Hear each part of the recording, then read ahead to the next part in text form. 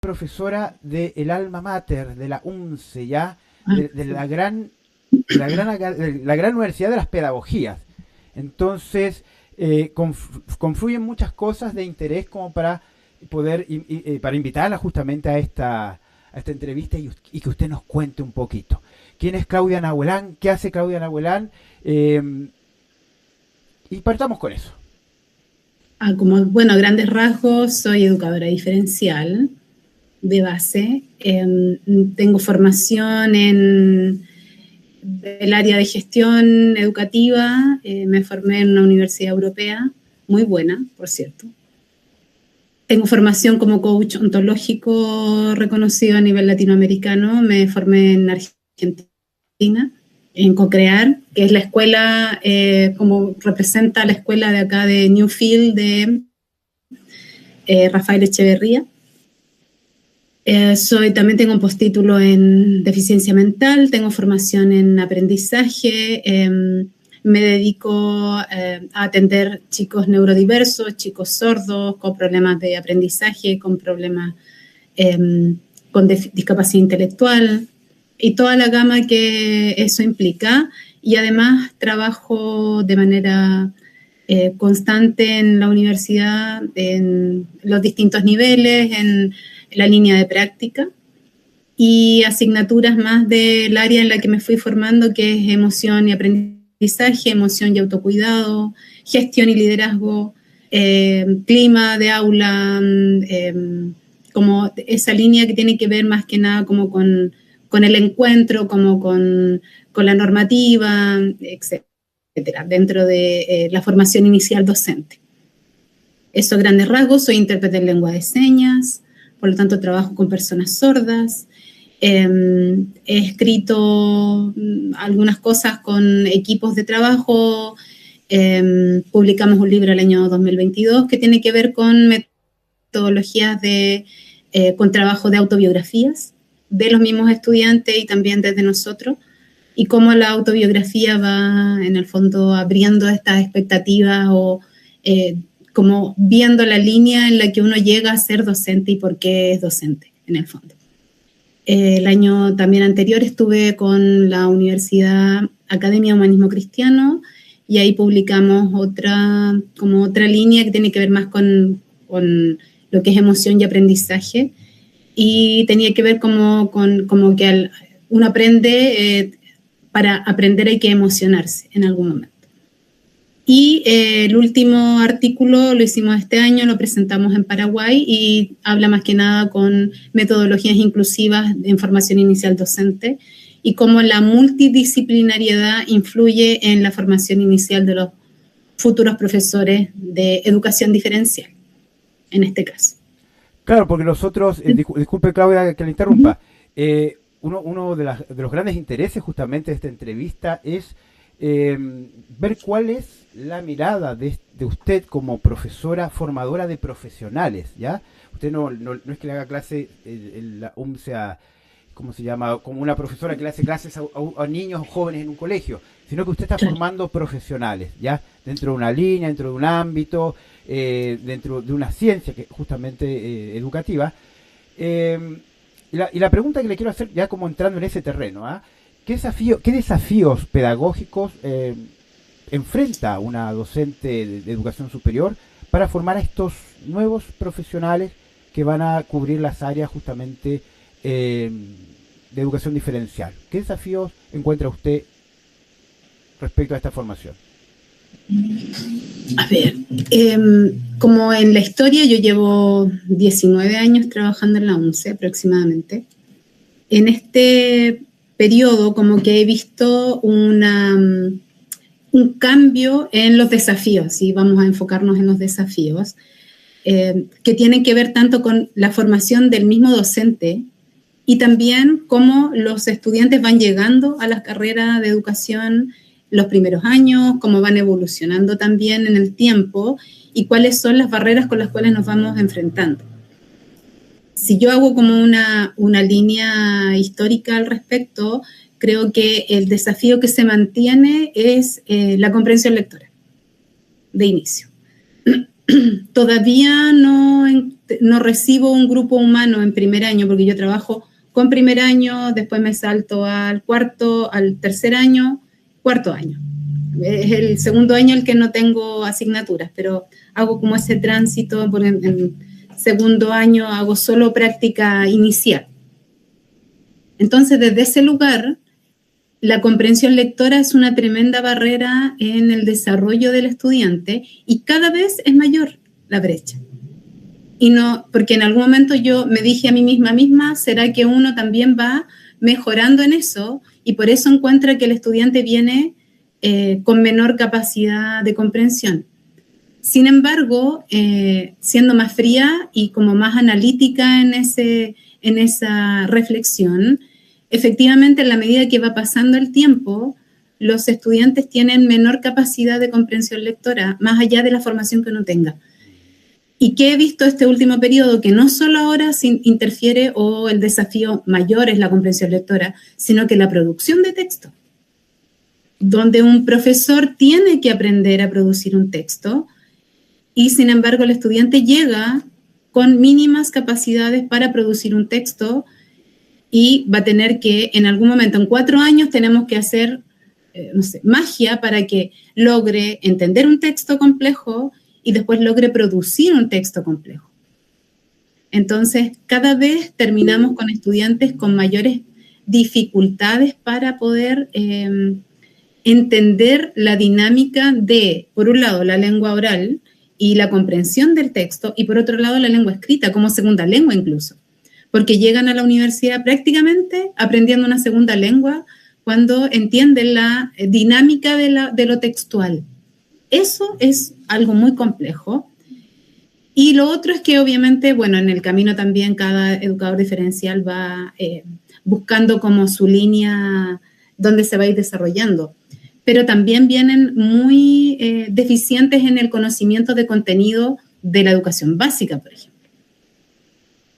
Ahora, eso es más factible de ir superando, pero este tema de la comprensión de texto y de la producción textual es un abismo de diferencia o de dificultad cuando terminan educación media y entran a la universidad.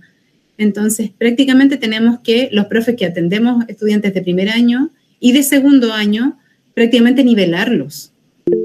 Entonces, cuando hablamos de nivelación también es como complejo porque es como, ¿dónde lo llevo? ¿O por qué tendría que hacer esto? Siendo que llevan 12 largos años en una institución educativa. ¿Ah? Doy la palabra al tiro, Joel. Y por otro lado, la gran diferencia del estudiante que, valga la redundancia, estudia de Manquehue para abajo y el que estudia de Manquehue para arriba. O sea, el de Manquehue para abajo, y insisto, más allá de un tema económico, no sabe leer y no sabe escribir. Eso es un elemento que como profesional, como formador, hay un vacío, algo pasa, algo nos está pasando, ¿cómo nos hacemos cargo? Es complejo. Y siento que es un tema de, por un lado, de disciplina y por otro lado, de concepto de exigencia en educación primaria, en educación secundaria y en educación superior. Te escucho, Joel. Sí. Mira, yo preparo alumnos del área matemática para la PAES, trabajé en universitario, y también lo hemos comentado con otros profesores que hemos entrevistado, que lo que atenta actualmente contra eso son las redes sociales, que los chicos, ¿cierto?, ya no están habituados a leer textos grandes o a ver videos también tan extensos, ¿cierto? Y lo otro, que el lenguaje lo van abreviando, ¿cierto?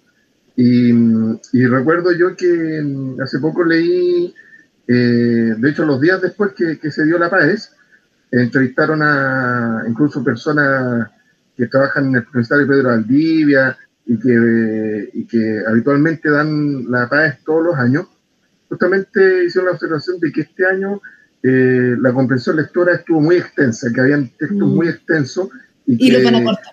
y que incluso como que les faltaba tiempo o que el alumno terminaba cansado. Yo pienso que justamente así tiene que ser el asunto, porque en la universidad no van a leer textos de 2 hojas, ¿cierto? O de 50 hojas, o sea, se leen libros, dependiendo de la carrera, libros que son mucho más extensos. Entonces, si vamos a estar criticando el instrumento para ingresar a la universidad, ¿qué es lo que nos queda? ¿Cierto? O sea, a la larga es avalar, es seguir nivelando para abajo en lugar de nivelar hacia arriba, ¿cierto? Totalmente. Entonces, bueno, ahora hace poco también salió la ley de que se va a prohibir el celular en los colegios. Vamos a ver si hacer eso se va a implementar realmente, ¿cierto?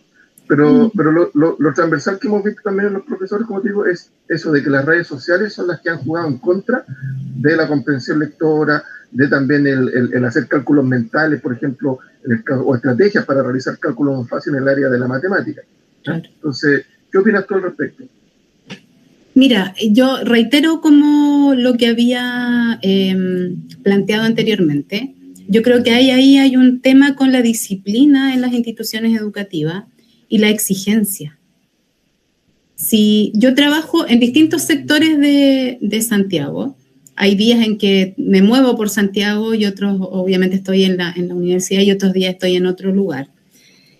Y, por ejemplo, hago un recorrido como para darte una visión, paso por el Grange, como grandes colegios, me doy una vueltecita por el Nido de Águila, sigo hacia abajo con colegio y termino con uno en La Granja, para que te hagas una idea, y a veces con otro en La Pintana. Entonces, en este afán como de entender un poco la dinámica, yo tomé un libro, uno en particular, con chicos con los que trabajo del mismo nivel. El libro se llama La bruja de la montaña. ¿Ya? Entonces, le planteé a los papás, porque ellos los atiendo de manera individual, leamos La bruja de la montaña.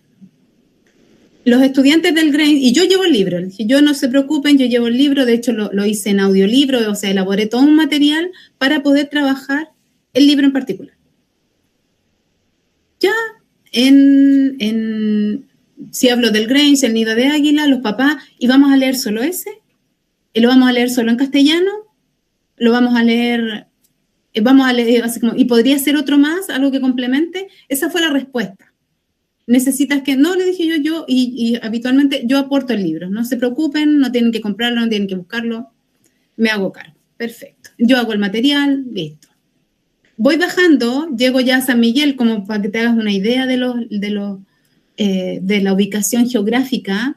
Ya en San Miguel, es que sabéis que tiene mucho que hacer en el colegio y que yo llego muy tarde. No se preocupen, yo me voy a hacer cargo del libro, yo lo voy a trabajar. En La Granja ya no hubo opción. No, pues si ya le están dando un libro en el colegio, ¿cómo se te ocurre? ¿Te fijas? Porque aquí no había que comprarlo, no había que invertir más tiempo, nada. Entonces hay una idea también instalada de que ciertos sectores no pueden ya leer. Y si yo voy haciendo este análisis en los distintos niveles, me ha pasado exactamente lo mismo. Creo que ahí hay un elemento que no tiene que ver con elementos económicos, tiene que ver con elementos como de comprensión social. En ciertos sectores no se lee, porque no vamos a comprender, pero es a priori, no se intenta, no se hace el ejercicio. Los profesores, yo no sé si no lo harán conscientemente o inconscientemente, no tengo idea, tampoco son lectores. Y el profesor que es muy lector les plantea un libro a los estudiantes allá, entonces tampoco los acerca a la lectura. No hace un estudio del instrumento que quiere trabajar o que quiere indagar o con el que quiere, porque podría trabajar a lo mejor todo un mes, pero hacer el ejercicio de trabajar un mes completo un texto.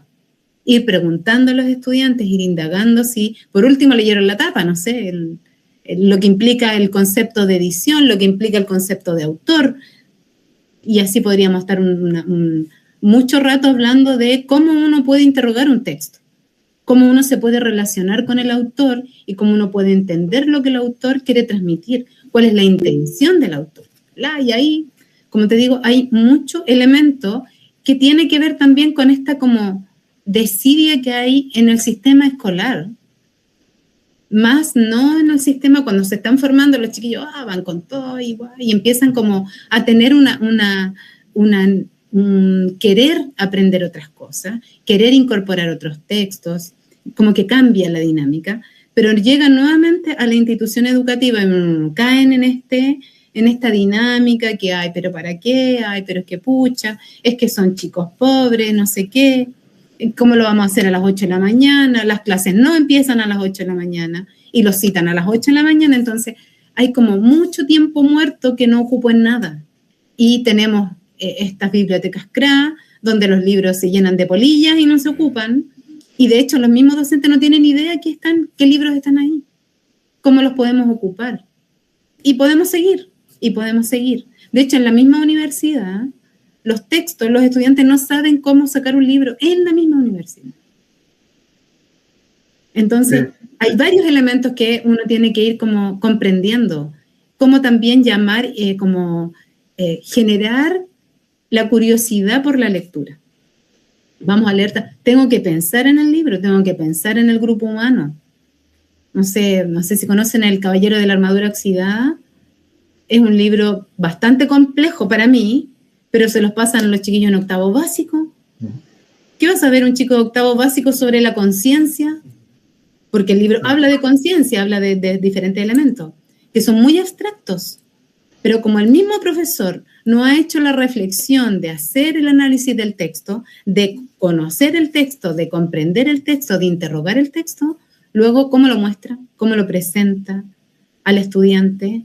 Y ahí ya un estudiante de octavo no va a tener las herramientas, y si las tiene, tengo que trabajarlas, tengo que incorporar vocabulario, tengo que usar ese vocabulario. Y así sucesivamente.